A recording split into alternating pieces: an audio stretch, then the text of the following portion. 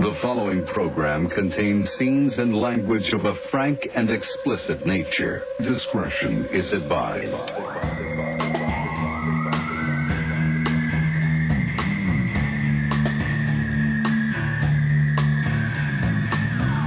Welcome to episode 200 and something or other of Rare Form Radio.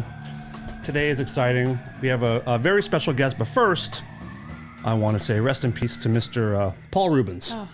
Pee Wee Herman passed away. Oh, you didn't know? No. Yeah. Today? This morning? It was announced It was today. this morning. He's had cancer for a while, and I've known him. Please don't do the name dropping. But I've known him for a while, and he was a fan of a band I was in here in town, and he'd come to our shows, and he sent me a Christmas card and birthday card every year. I'm devastated. Oh, but it happens to threes. It does. Sinead, I was just Paul. I have chills. Wait a minute. You might be next, Heidi. And who's the third anyway? We don't know yet. Exactly. Watch yourself. You got to watch yourself. Oh my God. So welcome. Pee-wee. This is what we're going to talk about. Just kidding. Welcome to our podcast. Was a big part of my childhood. I was kind of raised on Pee-wee's Playhouse and Pee-wee's Big Adventure. But funny enough, our guest today was also a part of my childhood. Please welcome Lori Fetrick, better known as Ice from American Gladiators. All right. Thank you for coming. It's pretty good, huh? I was just taking it all in. You remember those? I like that. I remember those days. It sounds like Madison Square Garden, doesn't it? Could you a little bit more? There we go. Ladies and gentlemen, Ice. Feels good, doesn't it? Yeah, Never gets old. Next, you just got to have the intro song. There we go. The there we go. behind it. Next time when you come back. Laura, I've actually kind of known you for almost 20 years. Kind of, sort of, yeah. Not closely, but yeah. I answered phones at a hair salon, which you can tell looks like what I would be doing. Absolutely. Is answering phones. Yeah. And you had a tanning salon next door, and you were a personal trainer, and you would come in to the salon all the time. Yep. And thank you very much for coming in. Oh, absolutely. It's been a great ride, and it's funny because I remember the tanning salon, South Beach Tan, and there we go. It's a little bit better. Do you remember a woman by the name of Cheryl Sexton? Of course. I mean, she was a great esthetician. We are still to this day best friends. Is she still in Hawaii? No, she came back. She is. She came back. Oh, yeah. wow. I loved her. Yeah, she was awesome. wonderful. Yeah. Everyone in that salon was wonderful. She's going to love hearing her name on the air now.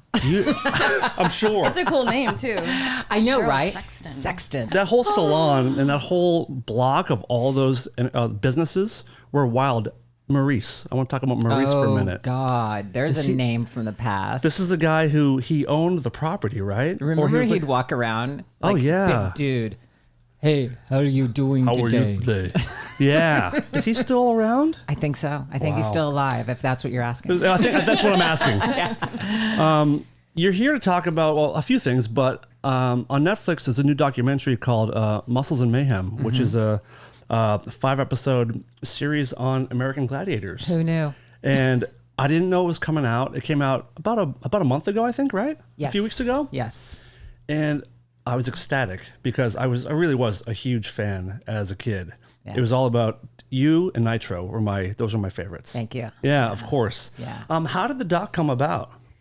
It was interesting because of the fact I think that I kind of put something out there probably about 5 years ago, and it was called "Where Are They Now?" Remember when they did those? Of course, on MTV, on VH1. And I wanted to create that. I was like, let's do a "Where Are They Now?" Nobody's doing anything, and I put that out on my YouTube channel. It started getting some traction. Then I think that basically it's kind of like the creator came around and contacted all of us and said, "Hey, they're doing a documentary about me. Do you want to be on it?" And we were like, "About you?" Yeah. Nobody knows you. We know it's going to be about us. Right. It's not going to be about you. And we're like, "Okay, great. What's it paying?" Oh, and there's no pay. Sounds about right. Yeah, that's the way things go nowadays. We're like, yeah, no. So I think what happened was at that time that a lot of the gladiators just were like, I don't think so. Let's do the sizzle reel though. We'll go ahead and film the sizzle reel, but we're going to sign a contract. And I'm the one who rallied him up and said, do not sign the contract that you can use all this footage. And so it was kind of like we rounded him up, don't sign it, did the sizzle reel, And after we did the sizzle reel, we didn't hear from him for like 6 months, like crickets. We were like, is this going to happen or not? And in the meantime, that's when Nitro went out. And we didn't know this, but Nitro was pitching a documentary to Netflix. And so he came back about around. all of you or about him? No, I think it was, that's funny you say that. I'm sure it was about him in the very beginning. Okay. You know, and so I think what they did is they took the idea and they ran with it. And they said, let's do a documentary about the American Gladiators. And then he called me and said, hey, can I use your help? Can you be a co-producer and can you rally up the team? And I was like, absolutely, let's do it. That's amazing. Have you guys it's such a cliche question, but have you guys been in touch all these years, or is there pockets? No, it's a great question. Everybody asks. There's pockets, like you said. There's like, I have my group of friends. Like I've always stayed in contact with Dallas. Dallas has been one of my very go-to personal friends.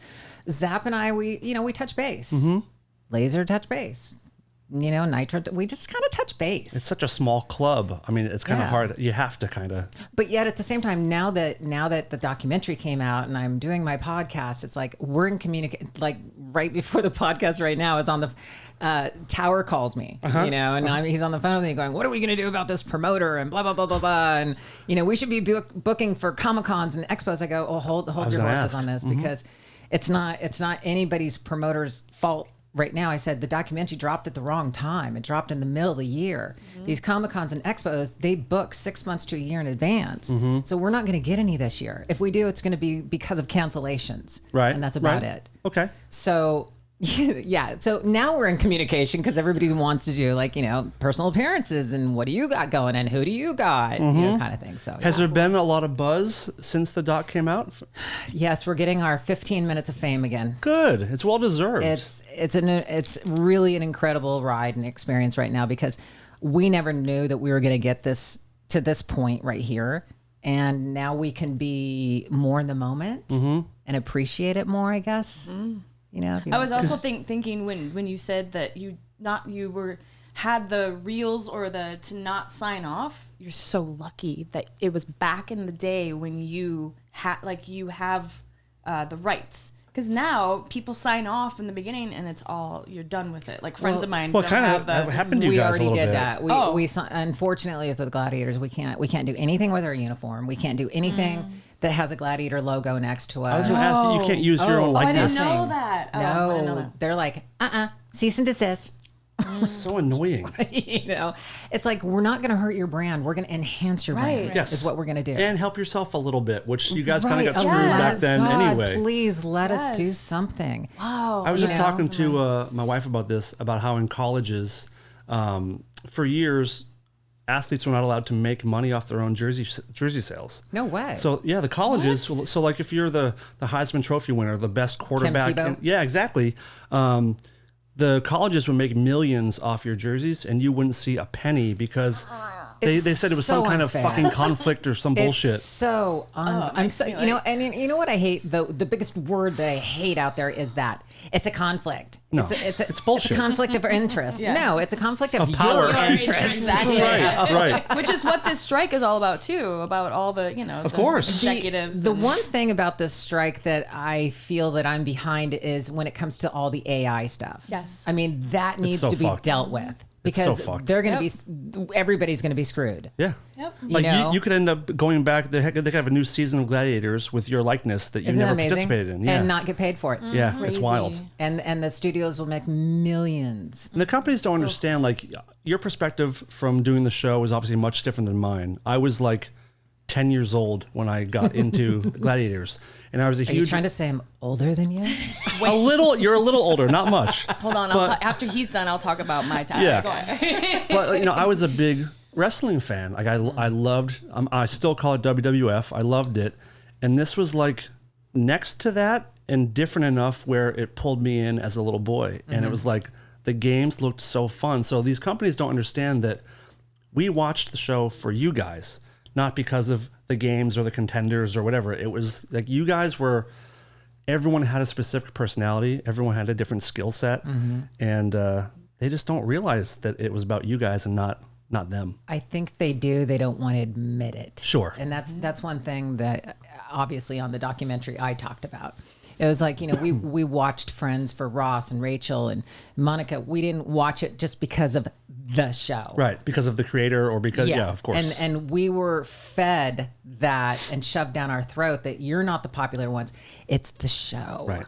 Yeah, not really. Yeah, of course. There's no logic behind that. None. Absolutely none. And the show also came out at a perfect time, like pre-internet. I wonder if the show would have had any success nowadays with the internet. Because I wonder. I wonder too, because nowadays we can see in J-Lo's closet. Seriously, think about it. We can see in anybody's closet, and it's kind of like the mystery that was it. Is taken away from the celebrity. Because remember back in the day, it's like, okay, when I had my tanning salon, I would have Jessica Simpson come in, and the paparazzi was nuts. Outside the tanning salon. Britney came in a couple times. The paparazzi was nuts. Now it's like who knows, we wouldn't have any paparazzi. They'd be like, I can just get it online. Yeah. I'll just pull up her YouTube channel or pull up, her Instagram and see what's going on. Yeah. So I don't know. What were we gonna say? I was gonna say, when I told my mom that you were coming on, and she was kind of quiet on the phone. She's like, who's that? Oh no. My mom was you were her favorite. Oh, wow. But we would watch. I'm 51. We would watch. Can you erase that? Yeah, I was just gonna say Reset. Were you saying you were 35? Yes. And boy, do I feel it. So we would watch it. Her and I we'd wake up, we'd watch it, and I was telling Dan, it was like the first reality show for me. It was. To seem like that, like it was because we had all we had all our favorites, but I didn't know this. My mom was like, she was kind of in love with you, so. As a 10-year-old boy, so was I, though. I gotta be honest. Yeah, I was too. Yeah. But you were our favorite. Like it was just like, so and she was cool. like, "Oh my God, are you kidding me?" And so cool. I watch it. I go back and I watch it. Obviously, I mean, watching the documentary was. It was interesting because I had that nostalgic feeling like, holy shit, that felt like yesterday. Right. Just watching that footage. And yet at the same time I go, holy shit, I was huge. I do. Yeah. And then it's like, how do I put that muscle back on again? It's like you start going through that process in your head. Were you, as a young kid, where did you grow up? San Bernardino. And were you all I was a tomboy. I was a tomboy. I was playing, with the boys next door. I was playing softball. I was playing whatever it was. Football. There's certain terms I can't use nowadays. Yes, you can. Yes. Smear the queer. Yeah. Remember that? Of course. Yeah. Of course. Yeah. We would be playing that in the can't play it yard. anymore. I know you can't play it anymore. Yeah. Nope. It's kind of Can't even say it anymore. Smear the they. Yeah. And you're canceled. No, but people don't. Maybe kids today don't know that was a game that we would play. Yep. Yeah. And basically, it was like whoever had the ball, you tackle them. Yes. But for some reason, it was called Smear the I wonder Queer. where I know. From. That would be a great history. Probably like, New York or where to go Boston is from. my guess. Yeah. But there was Smear the queer. there's Smear the Queer. There was Red Light, Green Light. That there was my favorite. Remember Suicide? Do you remember the game Suicide? No, what was that? I mean, maybe I played it. And I that didn't was know a the game name. where, in our school, there was a big brick wall at recess, and you would throw a tennis ball, and you would try to catch it off the wall. But if you bobbled it, you had to run and touch the wall. I don't know why it was called Suicide. That's but crazy. so we had Suicide, Smear the Queer. Bloody Murder. I was just talking about that What the was other day to Bloody my Murder? client. Basically hide and seek, but you used your whole neighborhood, and for some reason yeah. it was bloody murder. It was so much cooler when we were younger, Right. I mean, think about how we came out. We came out totally fine, totally normal. Yeah. I mean, I was in the back of my dad's pickup truck. Yep. He'd just drive down. I didn't even think that he had the back gate that came Oh, up. yeah. And we were kids. We were drinking out of the hose. Of course. You remember that? We caught that metallic flavor in the water. Yes. Oh yeah. And even today, I can sometimes grab the hose if I'm outside doing my yard work, and I'll take a sip, and boom, I'm right back being 10 Kids again. today are like, is this gluten free? This water, or I know, right? can I? Yeah. Well, nowadays I don't even want to drink Well, it, yeah. but anyway. Yeah. Speaking of which, That's good water. It's filtered. Yeah. but I mean, growing up as kids back in the day was just, we had the best time. So good. And there are kids today. My girlfriend's son, he's 16. He's like, You guys, that was the best. That was the last of the best generation. I would have to agree. That's amazing that he said that at 16. That's I awesome. I wouldn't want to grow up in today's day and age. I mean, how do you date? Everything is online. Yep. I mean, it's just crazy. You said, how do you date? Is that what you said? Yeah. Yeah. I mean, there's reports coming out now that people are having less sex. Like people having sex is going down and down and down. Yeah. I think just because of people being socially awkward and just Exactly. glued to devices, and There's no parties anymore. And the reason he said there's no parties anymore because everybody has a Ring doorbell video camera. also get caught by the parents. Think about that. Oh my God. Yeah. I've never thought of that. Yeah. Life sucks now. I know, And right? also with drugs, not to say I did drugs, but I did drugs. Yes, and, you did. And I was in a metal band, and we would tour and do drugs. Like people would come backstage and do. I would never You do do drugs Ever. any, See, did you get anymore. that? I never did drugs, and I was saying we're doing drugs backstage. Oh, that was the You know what time. I mean? The drug. Like, now- I mean, I hate to say it, but go back to the drug scene back then. I mean, I was 20, I think, because I had a fake ID. And I was going out to there was the only gay bar I know of called Peanuts in Hollywood. And we would all get together. I know, weird name, random, right? We would get together and talk. We'd do our cocaine, we'd do our, our Quaaludes, and it was like no big deal because we weren't so afraid of, oh my God, what's this cut with? Is there fentanyl in this? What's that? What's this? Yep. And even the dirt weed back then. Overall, I mean, it was literally dirt weed Yes. back then, and now you're like, holy crap, what's that? simpler times. Yeah, it much was. It simpler. was. It's gotten very. Has it gotten complicated or has it just gotten really fucked up? I think a little bit of both, and I try to think like, am I just getting older? Like I think I've hit that age where I cannot relate to the younger generation anymore. Like I realize I'm the older guy. Yeah, and that's like a weird your feeling. music is for you, your YouTube is for you. I'm not a TikTok. I know you're a TikTok person. You're very successful on TikTok. I started. Oh, really? I started TikTok. Only You did? Congratulations! Wow, the creator of TikTok is here. I had no idea. It's funny because as a matter of fact, the video they showed in the documentary for the TikTok, I was going through my inbox and the girl who actually the voiceover who did that TikTok was pissed. Oh, really? Oh yeah, she wrote a comment. She was like, "They should have credited me, and it was on the Netflix documentary, and blah blah blah blah blah." And I'm a voice actress, and I actually did. I responded to her, and I was like, "Hey, I'm really sorry. I had personally no control. As you know, these people can grab anything from the internet and put it on. And you, by the way, this video that I did of hers was the very first video I had ever done in TikTok. And when you're doing like the dances and you're doing the voiceovers and you're doing things, you don't credit the person who acts. Never. No. It's a shared thing. That's what social media is. And that's why you put your voice up there, whatever it may be. You don't credit. So I did the little apology and, kind of like, if I didn't have to, but that was I nice. didn't, I just wanted to be the bigger person in that, but she hasn't responded. I mean, her loss.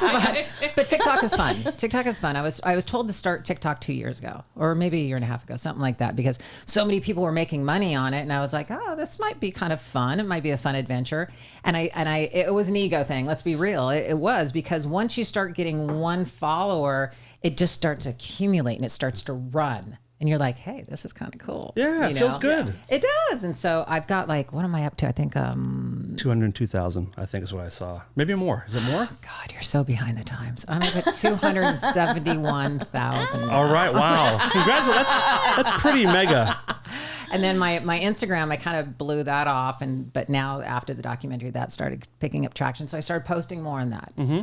And it's exhausting. Yeah. I mean, to be honest with you, when you think about it and you go, I had somebody say to me the other day, and I was just like, I had to take that deep breath, because it's like, you need to be posting either every day or every other day on all your social media. So that's TikTok, that's Facebook, that's Instagram. And by the way, you need to do everybody else's podcast and do your own podcast. And by the way, you should be doing at least 2 to 3 of your own podcasts per week. And you should be working an 8-hour day job. Right. And that's the only one that might make you money at the beginning. Of Are you course. serious right now? Yeah. Oh, and then I've got to, really try to hone in on getting all these sponsors, and I got to send emails. Oh my God, it's like It's a lot of work. it's a lot of work. What sign are you? I'm an Aries. Oh, I love it. I'm Leo. Here we I go. love Aries. Here we go. I love Aries. I hate Leos. I I'm joking. We're like a good match for friends. Yes, we like, are. Yeah. You're a different Leo too, I could tell. I'm August 16th. There are different Leos. End of July's. See what I'm saying? Then you know. so good. Then Yeah. you know. Yeah. I know. How do I get out of here? He loves this stuff. I'm Sagittarius, so what does that mean? You just nothing. Nothing. It's good though because we're all fire signs. You're a fire sign. Yeah. Okay, Exactly. cool. All He's right. like, what does that mean? It's good to be in the club, ladies. I love it. What do you know about Scorpios? Scorpio men, Women. this is the one thing that they always have. Bright eyes. I've noticed that they always have these beautiful, like, sparkly Are you eyes. seeing a Scorpio? Is that why you're No, asking? no. Okay. My girlfriend's an Aries. Okay. Oh, really? Oh God, yeah. 2 Aries in one household. Oh, that must be a nightmare. No, it's awesome. I wonder what your rising signs are, though. I'm an Always Aries trouble. rising too. Holy I'm Aries crap. rising too. And I think it's because hers is a different rising sign, but here what's cool about it. We understand each other. So that's like, good. you know, my last girlfriend was a Taurus and we'd buck heads, bam, bam, we'd argue and argue and argue. And with another Aries, she does this to me, this is why I love her. I'll be like, la, la, la, la, la, la. She'll sit and she'll look at me and she goes, are you done? Oh. Ooh. And I'll be like, hold on. Okay, now I'm done. And that makes me smile. Does it pull you? Does it like knock you out of your? Yeah, it does. awesome. It does. It makes me smile, Brings you and I back. just go, "Thank you for letting me vent. Thanks for not, you know, because it's the other signs or the other people that will hit you head on because when you're complaining and bitching or whatever it is, they'll be like, "Well, blah, blah, blah, blah, blah," and that just gets your fire going, and you keep going. But when somebody just listens to you and you just and they let you vent, that's when it's different. That's all we need. That's but, it. But Scorpio women, I'm so sorry. It's fine. It's fine. No, as a friend of mine, that's what I was asking. Okay. I like don't want to say anything bad, but I don't Say it. have good a lot of good friends that are Scorpios. That's all I'm going to say. I've never had one. That's why Yeah. it's kind of funny. Yeah. I was just Are asking. Scorpios Wait, what known sign to are be you? bad people? Libra. Libra. Oh, Libra. Yeah. How long have you been with your girlfriend for? 13 years. That's amazing. Oh, amazing. Yeah, Wow. 13 years. It's awesome. It's been very cool. How'd you meet? That's a whole nother podcast. Okay. in itself. So you've been with her son. Her son is like he was 3, right? Yes, he was 3 when we got together. Amazing. I'm not a kid person. Yeah. Oh, really? Not a kid person. Never wanted him. I only wanted one. I only wanted one to see what it looked like. That is so honest. I love the honesty I of think that. there's a TikTok for that too, where you put your face and then it shows. Well, like, pretty cute. You can take them away. That's great. Now I know. No, actually, here's the thing. I don't even want him as a baby. Can you keep him until he's like 3 or 4? Yeah, let me I see can him start then. dressing him up. Cute. I feel the same way. I love kids. I love having a niece and nephew, but we agreed from the beginning we just don't want them just for our own selfish reasons of Thank you. time and I'm money. very selfish with my time and my mate. And it's big to and be able it's to know. hard. Yeah. And it's like we get him every summer and every other, and I love him. He's great, but honestly, it's her time and my time that is obviously for 3 months completely interrupted. Yeah. And it's not about me and her anymore. It's about her and him. Right. And so, I mean, I get that. And that's the way exactly how it should be if you have children. They should be the center of your universe and the center of your world. And that's when I knew, just like you, I'm not that person. Yep. And that's okay. I I've love come to them. grips with that. It's totally okay. Oh, yeah. Yep. And I would be too worried, I think. I'd be worried about something happening or them getting hurt or Whatever. I mean, they're fine. they're resilient. Not me. If something happens, you can make See, another that's one. the whole thing. They coddle too much. It's like That's I of course. watch him. Yeah. I watch him, and I've seen him grow up in this environment, and it's just like, everybody gets a participation program, trophy, and it's just like, no. Yeah. I love you. Yeah, we talk about this all the time on the show. Yeah. It's like, no, they've got to Participation trophy. give Dan's give biggest them a thing. goal. It's either Yeah. I'm sorry, you're either if you're not first, you're last. Right. Second place is the first loser. Okay, I come on. Who doesn't love that, Yeah. right? Yeah. And so, God bless want the a 70s tattoo and of that. 80s. Yeah. We really need these. Yeah. Like Right. you accomplished what you accomplished because you didn't have that attitude. You know what I mean? Yes, It's like exactly. you work hard, you try to be better than the person next to you. And like 100%. only one person's going to get this thing or this spot or this trophy or whatever it is. absolutely, you're either going to be the one getting the job, you're going to be the one getting the making the team. So many things, and that's what needs to be taught. Not, oh, you did such a good job, Bobby. Yeah. We love fourth place in this house. Yeah. Exactly. Give you a timeout. Oh God, the timeouts! Don't even get me started on that one. I got hit as a kid. And Beat your child. Yeah. I learned way more. Spatula. That's how you learn that you did something wrong. Yes. And I don't mean like, don't abuse your kids, No, but I'm not spank saying them. I say that jokingly. My of mom would course. her move was she'd grab my hair and pull it really quick to the side. Oh. And it got my attention. Oh no, It got my attention. my dad made paddles Yep. in the garage, and then as we got older, they put holes in the paddle, and if we hide him. My Yeah, mom that's would, the- we would yeah. hide the paddle, or they'd grab a spatula, and if they couldn't find the spatula that we hid, it was like go outside and grab a switch. Yeah, the switch. Oh, Yep. And then the last thing is that I always loved the move. Remember the move to where the mom had the child by the arm. Mm-hmm. And you were doing the dance all around her. You'd be doing the 360. You put your hand right there. Oh. My stepdad was if you move, you get two. Oh. Yeah. So stay still. If you move, you get another one. So you go. Yeah, it's like it's nowadays with the whole timeout and all that. It just doesn't. I'm sorry, it doesn't work. Yeah. And look at what it's breeding. Look at these kids. Yeah. Yeah, Look it's at the- terrible. Yep. I mean, there was a quick incident. I'll move on to that one. But like when Kai was like 5, I think it was. That's He your was girlfriend's 5. son? Yeah. Okay. When he was 5 years old, her mom and husband at that time were here visiting, and he was an older man. And Kai, all of a sudden, he'd run and jump on him, and you could see the Like a gentleman wince. kind of like, Yeah. kind of thing. And we said, Kai, stop doing that. Stop running. And all of a sudden he'd look at us. And then April goes, you're going to get a timeout. He literally did this. He turned, he looked at her, turned back around and just ran and did it anyway. Little fucker. That's when I was like, that kid's ass needs to be beat. You're right. So, I gotta say you're right. It is what it is. One thing I wanted to say, because you were talking about working hard, and when you used to come into the salon and visit, you always had like this air of confidence when you would walk in. You'd walk in and say hi to everybody, but you always walked very tall. And in the documentary, there's a part where it comes up about you being gay in the show and how it was sort of frowned upon, and you were told to kind of not celebrate that, not have your girlfriend around, and you kind of fought back against it. Did you have that confidence as a kid, and where did that come from? This confidence that you have? I think I've always had it as a kid. I don't know. Maybe that's the joking part of the Aries. My sister's an Aries too, by the way. I started thinking about that right when I said that. By the way, fun fact: all the girls on the team were Aries. Really? All the girls except one was on the Gladiator team were all Aries. How weird is that? But anyway, Interesting. what was your question? Just if you exuded that kind of confidence as a kid. I think I got that confidence from early on playing sports, and I realized that I was good. I was good at sports. I was good at like softball and tennis. You put a tennis racket in my hand, I was good.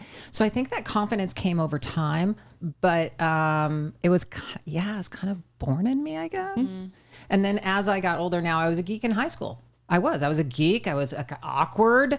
I mean, I saw the photos on the documentary. I was like, oh my God, I can't believe they used that one. And it's so funny. They used one in junior high. We were all I had, dorks. I had a t-shirt on that said Porsche on it. I don't know. It said Porsche. And I remember I had to have that shirt. Yeah. When I was in junior high, I was like, I gotta have that shirt. I don't know why. And then I had this kooky, weird little puka necklace on, and it's like, I thought I was cool, but then I looked at the photo and went, no, you're a geek. At the time, that's looking back. Of course. I didn't really come into my own and develop to where all of a sudden I got attention until I started bodybuilding and started doing shows, and Gladiators turned my life around. When did you start bodybuilding?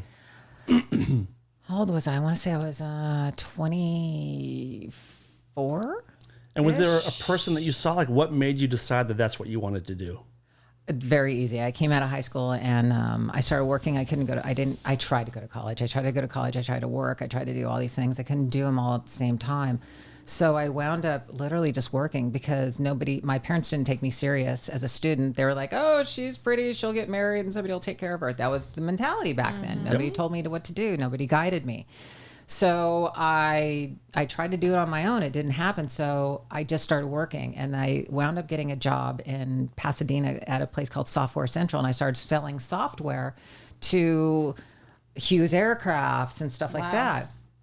Well, I was doing accounting, and that's when we were doing accounting on ledgers, like by hand. Old school. Yeah, exactly. So we were taking invoices in, we'd document them and do all that kind of stuff.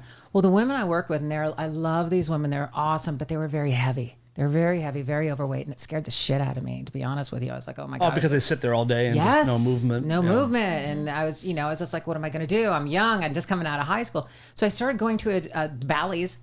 At lunchtime. I think I still have it. Right. I think they're still taking money out of my account. They're probably taking that $1 a year out. They don't let you get out. Yeah, you take it out. So I started at Bally's, and then somebody said, you need to go down to the gym down the road down here, and it's called Brignoli's. And it was like more serious for, working out. I didn't even know the word bodybuilding, to be honest with you. I didn't even know what it meant. So I walked in, and the front desk was a personal trainer, and she goes like, oh my God, you have the perfect genetics to become a bodybuilder. Great starting point for yeah, exactly. And so she goes, can I train you for a couple months? I'll do it free just to kind of get you going. And I was like, all right, okay. And that's kind of where that started. Wow. And then it just kind of took off. Yeah. I remember though, on the weekends, on like a Sunday afternoon on TV, there was all these bodybuilding shows on. Do you remember? God, I don't remember that. I don't even remember that. And it was all women, and it was amazing. And I would just be like, oh my God, that's so cool. Look at that. Yeah, see, my dad would get the old Muscle and Fitnesses. Was he a pretty fit guy as well? He was okay fit, but he was lifting weights in the backyard, because he'd get the Muscle and Fitnesses. And then my mom would watch Jack LaLanne. Oh, nice. So she was inside watching Jack LaLanne. My dad was outside lifting weights. So, I mean, it's funny because there's like no athletics in either side of their families. Right. I mean, seriously, I was the only one. But they were really into fitness. My mom would make me, oh God, she killed it too. She was into health food and like, you're going to eat. She would kill the cookies. She'd put wheat germ in cookies. And carob. I just almost threw up. Yes. Yes. Okay. So then she decided, I think she found the very first protein shake, and it was called Tiger's Milk. Oh, I've heard of that. This was the nastiest shit you'd ever want to taste. It had like super like it had like wheat germ, and it had. I mean, it felt like the thickness of it was the flaxseed or something. So this is what I would do as a kid, and I must have been super young and really not even thinking about it. I actually would take it and pour it down the back of the couch. You did the right thing. On the floor? Behind the couch. Lori, you can't do that. I know now. Lori, you can't do that. I mean, I couldn't open the screen because they nailed the screen shut. And so I was like, oh, you're going to nail the screen shut? Well, screw this shit. I just pour it down the back of the couch. Honey, the couch is curdled. The couch is curdled. No, here's the thing. It wasn't in the couch. It was behind the couch on the floor. So the way they found this out is because they were sitting there at nighttime, because that was our den where we would all watch television. They start smelling this sour milk. And San Bernardino is hot, too. You did the wrong thing. I got to be honest with you. I'm not the smartest person to milk, but come on. Well, it might have been smarter than drinking it, actually. I think you did the right thing. Well, that's what I'm saying. It was so disgusting. Yeah. So that's kind of where I got my base from. My mom was really into health food, into exercise and fitness, and I think that's where I got it from. It was a very physical health aware family. 100%. I never got to eat like any kind of sugary, cereals in the morning. It was always oatmeal. It was always, stuff like that. So, yeah, did I miss out on probably a lot of the stuff? But yes, but I didn't get the diabetes like the kids nowadays have, because I mean, you can go down to the beach, and we call it Seal Beach for a reason. You go down there, and these little kids are obese at 10 years old. And you're just like, and you look at the family, and they're obese, and you think to yourself, you're obese. Why would you want your kid to go through this? It's interesting, and it also feels like mostly this country. Like I travel all over the world for work, and it is this country more than anywhere else. It feels I like. wonder what that is, and I always say too, like where is the I have to lose some weight, but where's the point of where you look in the mirror and you're like, you know what, maybe I shouldn't eat that, because these people I see. I'll let you know when I get there. I saw a woman the other day, and I looked at her and I was like, oh God, I just felt so sorry for her, and she had a walker Because she was overweight. Yeah, and her knees were getting weak, most likely. And young. I think there's a pain threshold that people hit. Okay, and that's why when I owned my gym in Orlando after the Gladiators were over, and I realized that nobody wants to work out, nobody wants to train unless they're going through a divorce, or the doctor told them they had to. Or there was some kind of pain reason that they had to work out. There wasn't like I can't wait to work out today. Right. I'm so happy. But see, what happens is when you get in and when you get into it, then that's when people realize it helps them mentally, emotionally, physically. It does everything for you. But in the very beginning, you don't feel any of those things except the pain and the soreness. And it takes a while to see results, and results are kind of, I feel like, is what keep you going. 100%. Right? And we are in, I want it instant, type of society. It's like if I don't see it tomorrow, then I quit. In your training, because how long did you train others for? I was doing personal training for, years. Okay. Years and years and years. Would you realize that a lot of people that were very overweight, was there trauma in their lives, or was there some kind of like a mental block to them? It was everything. It was everything. People would look at food for comfort. People would, it's like when I get stressed, I stop eating. Other people start eating. I've heard about people like you. It's like a unicorn. Tell me more. How do you get that way? How does that work? Because she lives stressed all the time. It works the way to where my brain is so preoccupied with stress and my body is so tense that the hunger is gone. Yeah. Wow. And I have to make myself eat. And this is something that you're going to hate me even more right now. I'm getting to that point to where I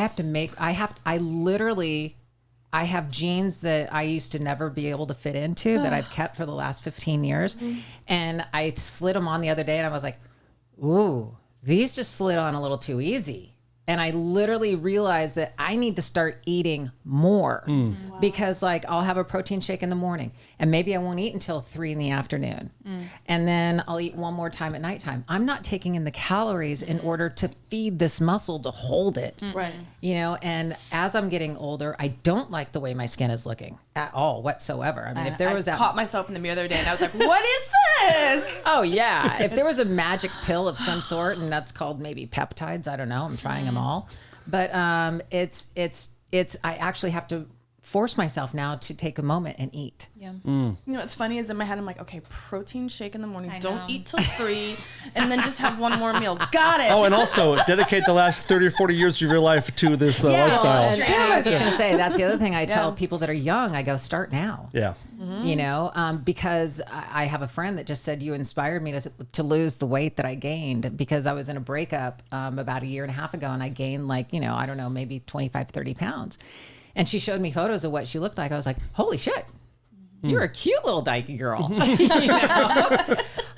But it made me feel good that I inspired her to actually go back into the gym and lose the weight. But I told her, I said, and she's 28, and I said, do it now. I said, if you don't do it now, every year that goes by is going to get harder and harder and harder to lose that weight. Yeah, You're nodding your like, head. And think yes. of all the years you've had it. So you can't just go in a month it's going to be gone. Well, see, that's the other thing that I try to explain to people. You're not going to, again, that's the best fitness advice you could give somebody is, look, this is going to take time. So just please be patient with yourself. Yeah. It's the consistency. It's the dedication.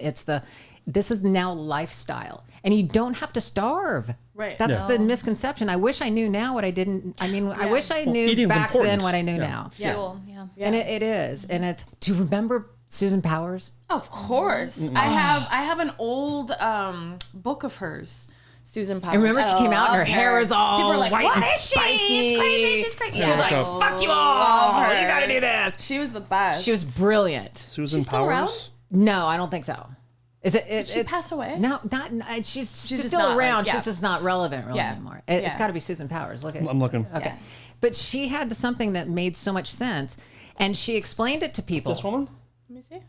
Is that any of those her? No. She had Okay. short. Spiky blonde Okay. hair. She was awesome. I'll do. Okay. Anyway, go ahead. Anyway, but Susan B. she Powers, she- right? Maybe Was that it? was it. She had a message that said, and she made it simple, and that was, feed your fire all day long, small meals which will burn body fat. the more you stop eating, the more your body's going to hold on to the fat because it thinks it's starving. Our bodies are smart. So if you just do little small meals every 3 to 4 hours, you're going to lose weight because it takes that much, to burn that body fat. And it was the most brilliant, information that she could get out there into the world. She was ahead of her time. Yep. But that's how we ate in bodybuilding, to lose all the body fat to compete. Like what is all the time, right? Yes. You're eating. Well, you plan it out, but you eat every 4 hours. And what is a small meal? A small meal is like protein that fits in we're going to go back old school. That's old school. Fits in the palm of your hand. Okay. Everything that fits in the palm of your hand, which means chicken protein, breast or something, or a full chicken breast, a thing of rice, maybe one potato. Vegetables, you can eat as much as you want. That's a whole different story. Okay. But the way we eat in America is insane. The pile of food that they bring you at the restaurant. It's like your stomach's only this big, for God's sake. Right. But we as Americans, we embellish in everything. My diet is horrendous. I have one ice blended. I start my day with an ice blended. Then I have a chocolate chip cookie. Okay. Then I drink Monster all day. And then I have dinner, which is usually like tacos or some kind of Mexican. And then I eat Cheez-Its and ice cream sandwiches. Have you checked your cholesterol lately? Yeah, it's good. It's fine. See, I hate you. What's wrong with that? This is the thing. I'm like, I'll get off your ass if you come back with clean blood work. Motherfucker comes back with clean blood work. Now, see, look at me. Time. Okay, hold on. Look at me. Yeah. My cholesterol is kind of high. Yeah. Stop. I So know. It's all I'm like, hereditary, right? what? Well, and my doctor kept going, it's hereditary. And I kind of called bullshit on that, because my good cholesterol is high. My bad cholesterol was, So I was like in the 203 or 204 range. I should be below 200. Yeah. But it was even high in the 204 range just because my good cholesterol was high. Well, it got up to 240 once. And that's why I was like, whoa, hold on a second. She goes, this is hereditary. And I go, no, I know what I need to do. And at that time I went, okay, I'm going to start training again because I had sloughed off. I get tired of it. So I started training again, but then I cut my sugar out. I wish I could do it. Trust me, by cutting my sugar out and exercising more, I literally dropped 30 points in my cholesterol in 3 months. Stop. And she told me, you can't do that. And I go, watch me. No sugar at all. No sugar. None. Are you still no sugar? I try. I mean, you try to not have it, but every now and then. There's sugar in like my almond milk. There's sugar in different things. There's sugar in ketchup. There's sugar in ranch. But I'm talking like delicious desserts. Okay, at nighttime, we talked a little bit about cannabis earlier. At nighttime, I do kind of take a few little cannabis hits here and there, which makes me go, where's the chocolate? It's amazing how that works. Yeah, you were saying earlier that like you grow cannabis now. Yeah, I work for a company that we have a couple small grows. And so interesting enough, I geek out on it. I love it. And it just so happened that it happened because I made, I want to say a bad investment, but the bad investment actually turned out good for me. Okay. In the long run, I invested into a cannabis cultivation in San Bernardino. Okay. And they had 8 investors and they raised like $800,000 or $900,000. Wow. Now, here was the stupid thing on their side of it. It was the actual master growers of the whole thing.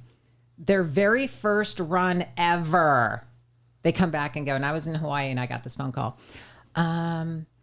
Yeah, all the cannabis was stolen because the security guard fell asleep. I was like, what? My God. First of all, the security guard does not fall asleep. That sounds like That sounds like an Jeffrey inside job. Yes. Yeah. It sounds like the Epstein thing. Right. It's totally an inside job. And so they were just stupid and they were greedy and they staged it. And so what we did is we got rid of them. And as investors, we had to learn everything there was about the business. We had to learn to grow. We had to learn to sell. We had to learn to trim. We had to save literally to save our investment. Yeah. I invested, each one of us invested anywhere from $90,000 to $100,000. I was not going to let that go easily. No, that's a lot of money. Yeah. And so by learning all that, I actually literally got hired and started my own little cultivations out there. And it's been phenomenal. And so now what's happening is now that I'm having another maybe 15 minutes of fame. Well deserved. Yep. That I'm going to try to capitalize on now is the time to where I am trying to do collaborations with some cannabis companies. Oh, cool. To where I have my own brand. And there's a couple brands that we're playing off of, and that's OG Ice. And the last one we came up with last night that I loved was something called icicles. Ooh. I love it. And Yeah. what kind of weed do you like? What's your... I'm an indica girl. Okay. Okay, so the reason we came up with that, and I'm going to share this with you, and Yes, please. and I'm sorry our viewers can't see this right now, but I took a photo of something last night, and I was explaining it to Kai, Yeah. he's 16, of what this was. But I was trying to explain what that frostiness was. Wow, that's beautiful. And Yeah. so we were looking at the photos of the frostiness on the buds, and we came up and April goes, "Oh my God, it looks like icicles." It's one of those moments. It's a moment. That's a light bulb What is right that there. though? Like, what is the white stuff on They're there? called trichomes, is what they are, and it's on the outside. And what I want to know, as we were laughing and talking about it, is everything that's grown in the earth. There's a reason for how it's grown. Like some things have spiky things on it, and it's to protect them from something.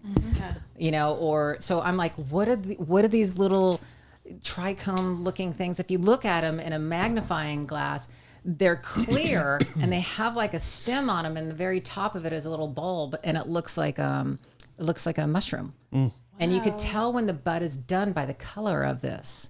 It goes clear, cloudy, and amber. Wow. You can see with the naked eye? No, you got to take a magnifying glass. So But my cool. point is it's, and when you touch them, they're sticky. So I'm like, what was Mother Nature's purpose of making these fascinating. Yes. Yeah. Cool. The science of and it. it's just the science, and I geek out on that. I amazing. really do. And the cannabis industry for me right now, and where the collaborations are coming from, is it's not necessarily the let's sit around and get stoned like we were in high school. It's not that anymore. It's about the medicine of it. There's a purpose. There's Yeah. a purpose, and like the creams and things like that have the THC and the CBD.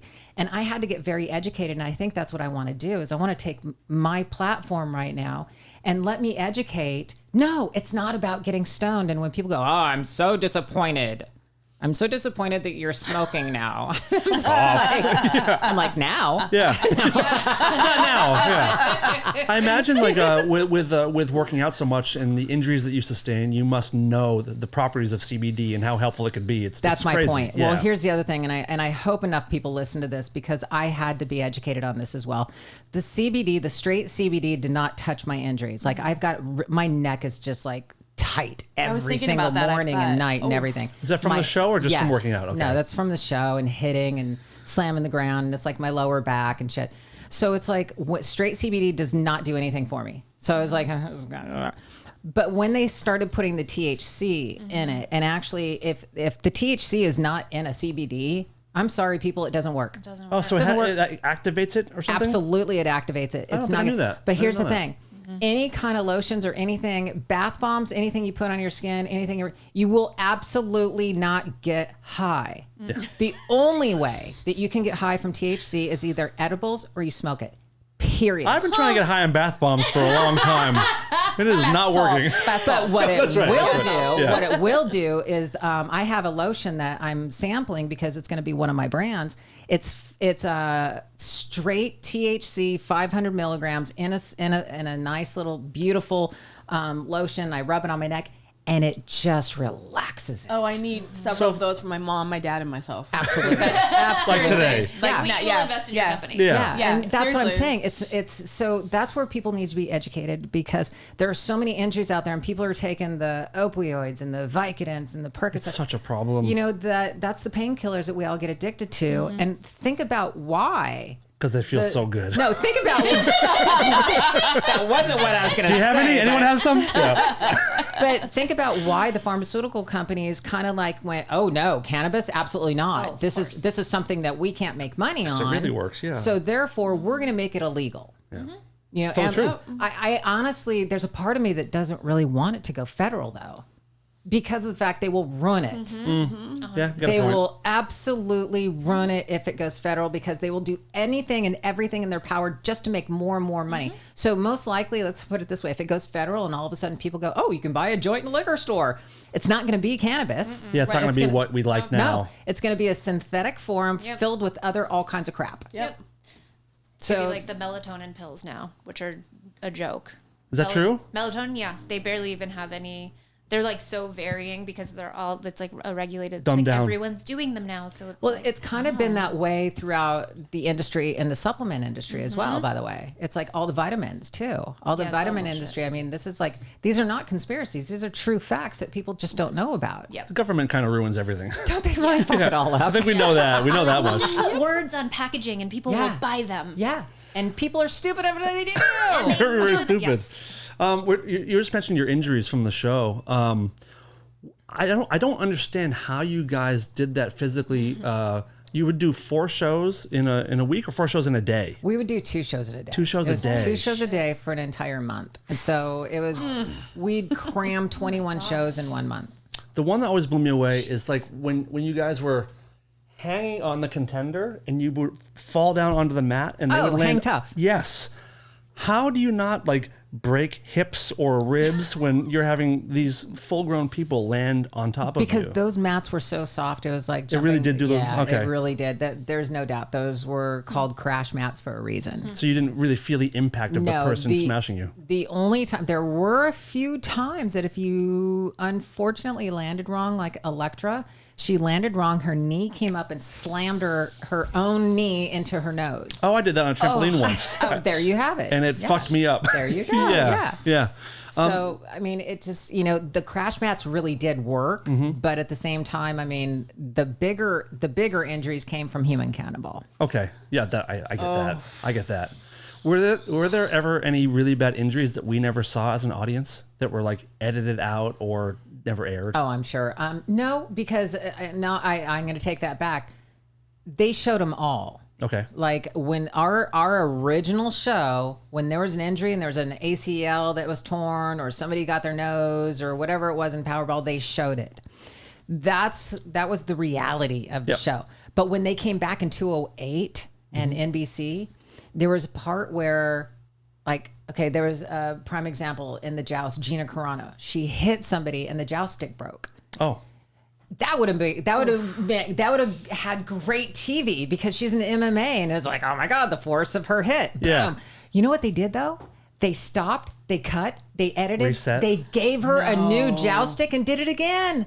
They never showed it. Yeah. So that's what I'm saying. It's like they overproduced the show. Right. So Right. our show, no, they pretty much showed everything. Okay.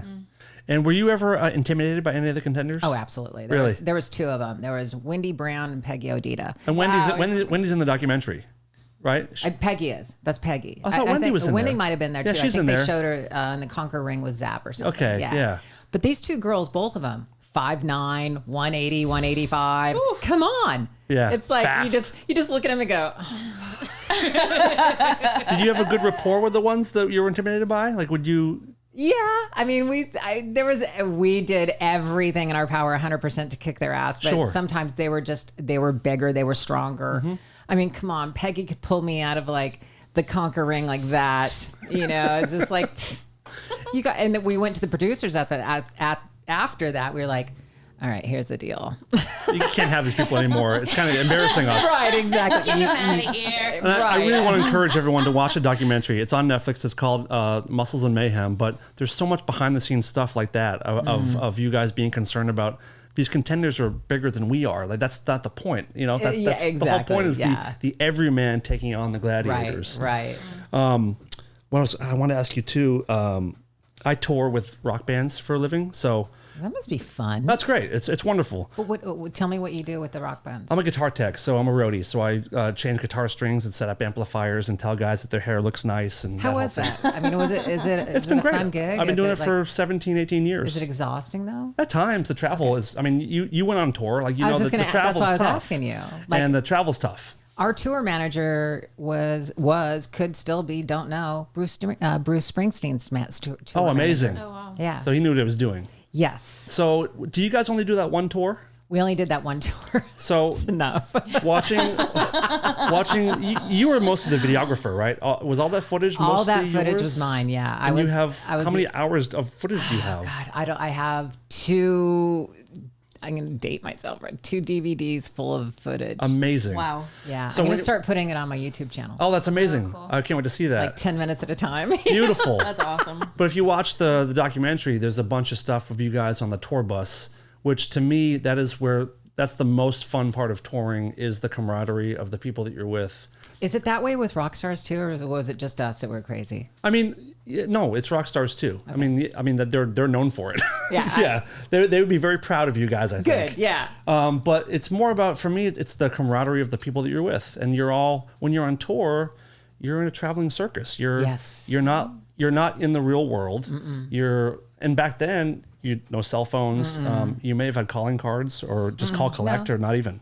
Yeah, okay. No, but Oh my God, you just dated me. No, me too. No. I call collect too. The funny thing is that when I toured in my band, we didn't have but we had, it was an AT&T number, and you'd go to the payphone and we'd be on tour, and you would just know that 10-digit thing, and you would add money onto it. Oh yeah, that's kind of do you remember that? It's like a digital calling card, sort of. Right, but there were no cell phones. Yeah. I think about that. And we talked about that a little bit on the documentary, and we always wonder, like, God, did we want cell phones on the tour? No. I don't know why nobody else grabbed a camcorder though. I was literally the only one that showed up with a camcorder. So smart. Yeah. I don't know. I mean, I didn't think about it being smart. Right. I was just like, I'm going to videotape this whole thing. And or like a Polaroid camera or the pictures. Something. Something. And how was the touring experience for you? And how many girls did you pull on tour? Because you must have cleaned the fuck up out there. Because you have, back to that confidence, I feel like at will you could grab whatever you wanted. Yeah, let's get into it. All right, let's get into it. I mean, you're like, so really gorgeous, and your personality, and you're an Aries, and you're a superstar. At the time, you're a superstar. It must have been easy. Before I answer that, how many people is your audience? That's 0. No one's listening. We can get fully nude. Okay, everyone fully nude. The touring experience for me was an absolute blast. Yeah. I had so much fun, and you're right. I was at the height. I was 28, 29, 30, I don't know, somewhere right in that area. My sex drive was here. Yeah. My body was here, and you're absolutely right. I had anything I wanted in front of me. Wow. Yeah. And I literally had fun doing it. And my best friend goes, "Does everybody know what a whore you are?" And I was like, that word whore just doesn't sound good. I was going to say, liking sex does not make you a whore. If you were a guy, it'd be like, oh yeah, I'd be a stud. I'd be a stud if I were a guy. Yep. But if you're a girl and you sleep around, you're a whore. Yeah. Yep. But the guys are like, you're a stud. Dude. There's a really great part in the documentary about a particular story of you taking it. Can you tell that story when you met the girl, please? Okay, so when and you know this, it's so wonderful. But you know this when you go out on tour. Yeah. Okay, so you have that audience that you really My only wife's here. see. I have no idea what you're speaking of. But what I'm trying to say is, from the stage out, you can see usually 10 rows, at least 10 rows. So whoever's in that top 10 row, and the lights hit everybody else, so they kind of go out, and it's dark. So it just so happens whoever's in that first 10 rows around the audience, you can see them. And I don't know, there's something about me, and that is, if I meet a girl and I met you and you had a little bit of bisexual tendencies and you just looked at me a certain way and I found you hot, it's on. Wow. It's on. Yeah. It's like, okay. So that's where it's kind of like we had fun. So there was this one area, and there was this girl. She was so amazingly beautiful. She was so hot. And all the guys were like, hey, you see all that? See that? You see that? She flirted with me, and I got that, and I felt that, and I saw it. And I was like, all right, I just let the guys do their thing. Let them be guys. Let them be guys. I'm gonna tear her up, man. Yeah. Oh my God, let them be guys. Oh my God. And it's so funny because and again, it's like, we after the show we were staying there in the city. So sometimes we stayed in the city and sometimes we didn't, as you know. Yep. So either we packed up the tour and we went to the next city, and you're done for the evening. No matter who you saw, no matter what you were flirting with, you were done for the evening because we were going 50 miles down the road. But this one we stayed in the city, so we knew we had the night. And so after the show, we got together, we had drinks, we had fun.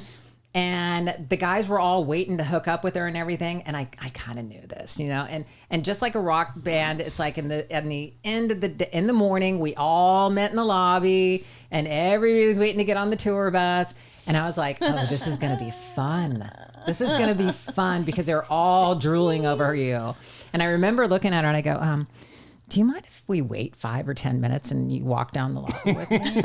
Do you care? And I told her the story about the guys all making bets. She's like, oh, this will be fun. Yeah. And so she was a team player. Amazing. And so, yeah, we came down the elevator and walked through there. All the guys were just, their jaw just dropped. That must have felt good. Are you fucking kidding me? Yeah. She's fucking good. That's right, you Neanderthals. That's great. So, I mean, I did. I had a really, really good time on the tour, and I don't regret 1 second of it. Nor should you. You know, and what's I think more sad is my brain sometimes works like a guy, and I think that's why a lot of guys like hanging out with me. Because it's like one and done kind of thing. They're like, well, girls aren't supposed to be like that. You're supposed to cling and latch on, and I'm like, oh hell no. Fuck the rules. Yeah, it's so weird. No. Yeah. You know, and I forgot where I was going with this, but anyway. We're talking more about you pulling in so much ass on tour. Oh my God. You don't know what to do with it. More about that, please. Oh my God. And it's interesting because even now, okay, this is interesting and fun all at the same time. Even now that the documentary hit and now we're on social media, because I can only imagine what it would have been like back then. Oof. But now it's like I'm getting like all these messages and I'm literally getting pictures of girls going like this. Hey, they'll take a picture, a selfie of themselves and send them to me. Wow. And I'm like, wow, this is kind of cool. Yeah. And this is kind of fun. And it does hit your ego. Come on. Of course, it's validating. It is. And it's like, it's been so many years that this has happened for me. I'm just smiling. Yeah. I'm just smiling and I'm taking it all in. And my girlfriend's super cool about it. I share them with her and I go, compliment. I'm like, check this one out. That's great. Yes. That's a good relationship. Yeah. And we're very secure with one another. So we laugh about it and it's fun. And I'm not laughing at the girls. I'm just like, oh my God, some of them are really, really bold, you know? And it just kind of blows my mind. And then other guys are sending me photos going, not photos, but they'll send me things going, oh man, I just heard you were gay. Do you know anybody I can send my dick pic to? Because I know you don't care. Just for fun here. Exactly. And I just laugh. You know? So back then, when did the public didn't know that you were gay, right? Not really, Okay. no, because I mean, my group of friends knew, the Gladiators knew, they were super supportive, they were really nice, and the ones that weren't really super supportive were the producers, Sure. and you know those kind of people, to where they were Because like, it could affect the show. Or right, whatever, exactly. Oh, it might put a bad light on the show. Who knows? You know, God. but Who you are as a person might affect the show. Yeah, But but then again, it's all about the what's show. His and it's name all about had us. the penises on the thing. What was his Oh, the name? director. Oh, Bob Levy. Yeah. Bob Levy. That's all cool. You know but what's so funny is he's so harmless too, and he's just a big pervert. yeah, he's Yeah, open he's about an it. Openly Yeah. big It's pervert. awesome. Exactly. I thought I'd laugh my ass off. The when I saw documentary it. was a great. He came off laughed great. so hard. Yeah. So how would it go when men would hit on you on tour or during that time? Well, see, The realization when you're like, I'm well, not. no. Here's the interested. thing. I mean, a lot of people don't know this as well. I'm not 100% gay. Oh. See, there you go. That was it right Oh. there. That was the response that I get Really? from every guy. Everyone. So But you're very saying, picky. So you're saying there's a so you're chance. saying I got a chance. No. Okay. You. So really, the whole world was open to you. And- Absolutely. Oh my Absolutely. God, lucky you. I mean, I dated guys all through high school, even in my 20s. I love men. I do. And I'll throw it out there. I love having sex with men. Mm-hmm. Same. I don't connect with you guys mentally. Is what it really comes we're down dumb. to. We're kind of dumb. Well, not you're not dumb. Well, You're we just are. so simple that it's like... That's kind of dumb. It's true. like, okay, I asked a guy that I was dating, I go, what are your thoughts of the day? Oh, that's easy. What am I gonna what I'm gonna eat for the day, who I'm gonna sleep with, and when I'm gonna train. That's it? That's Oh, and how much money I'm gonna make in personal training. Right. Oh, okay.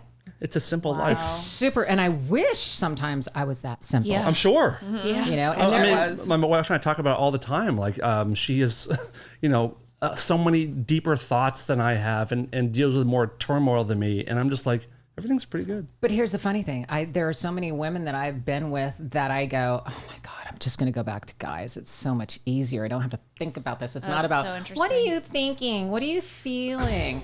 It's like, I get to that point where, oh my God, shut up. Interesting. You know, I'm like that sometimes, you know. I want to be heard, Yeah. you know, and I'll listen to you. but there are certain women out there that are super needy. Yeah. You know, and the more needy they are, the more clingy they are, the more I just go, So you're not that. You're not that person. I'm not that person. Are you a good listener? I'm a very good listener. Okay. I'm a very good listener. I'm a very good supporter. I'm a caretaker. I've always been the breadwinner in whatever relationship I'm in. And it gets tiring once in a while, I'll be honest. But at the same Pressure. But at the same time, all the women I've ever met that have money, they're either dicks, they're arrogant, they're ugly. Something's wrong with them.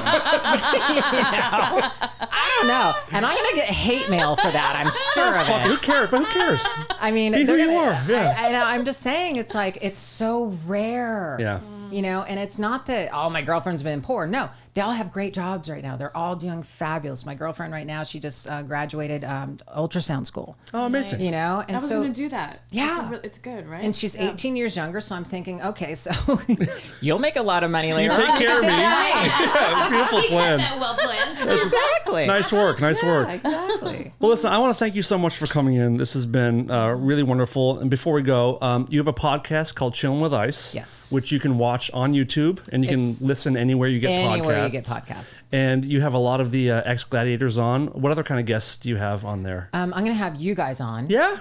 Oh, we would love I don't to. see why not. Okay, so We would love to. Here's my thing. It's like people are like, where's your podcast going to go after Gladiators? Yep. I love sharing and telling stories.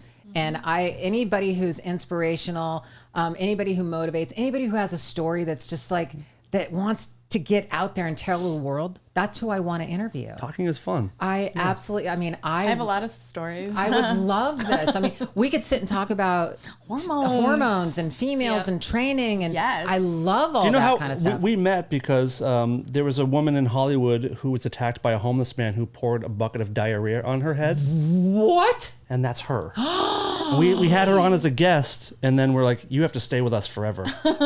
So we'll talk about that another time. Oh my God, I'm having you on. Yeah. But see, that's where it's kind of like, that's where I want the podcast to go. You know, everybody's like, well, you got to have this, like, you got to really narrow it down into the niche. I go, right, okay, right. You're overwhelming me so much. Everyone has stories. Yeah. Everybody Everyone has a wants story. to listen to that when it's all like the same thing. Yeah. First of all, fitness is boring as shit after a while. Yeah. You know, so it's like, I want to hear people's inspirational stories and what happened to them. And that's where my podcast is going to go. Yeah. You know, so I'm just loving every second Well, you of deserve it. I mean, Yeah, that's awesome. thank you for the... Thank you for having me on. This was one of the best podcasts. I loved it. come on now. I love. Come on. Look, you know this. I Yeah. mean, you've watched podcasts, you've listened to them, Yeah. you've been on them.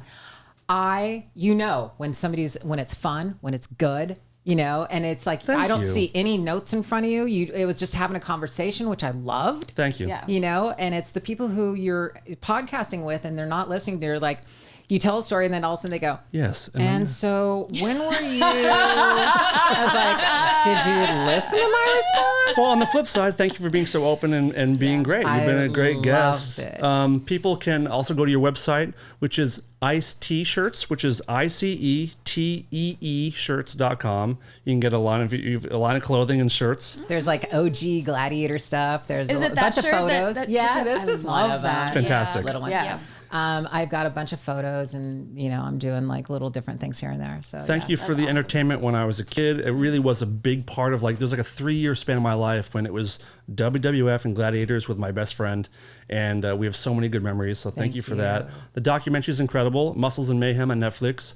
You can follow Lori, TikTok and Instagram, lori.ice.fetrick.